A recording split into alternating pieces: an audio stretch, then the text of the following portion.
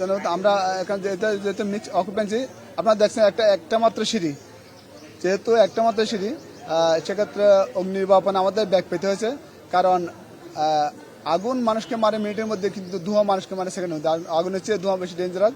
এই ধোঁয়াকে আমরা তিনটা উপায়ে দ্রুত ভেন্টিলেশন করি। একটা হচ্ছে হাইড্রোলিক ভেন্টিলেশনের মাধ্যমে আমরা ব্রাস্ট পানি দিয়ে ভেন্টিলেশন করি, মেকানিক্যাল ভেন্টিলেশন করে আমরা স্মোক ইজেক্টরের মাধ্যমে পরবর্তীতে যে জানালা খুলে দিয়ে আমরা ন্যাচারাল ভেন্টিলেশন করি, যার কারণে কোনো লোক সাফোকেশনে মারা যায় না বা এফেক্ট হয় নাই।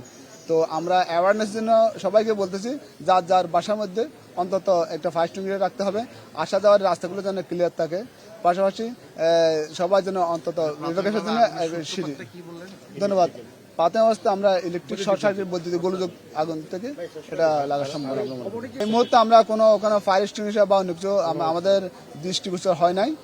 শুধুমাত্র ফায়ার সার্ভিসের গাড়ি দিয়ে আমরা আগুনটা সম্পূর্ণভাবে নির্বাপন করি।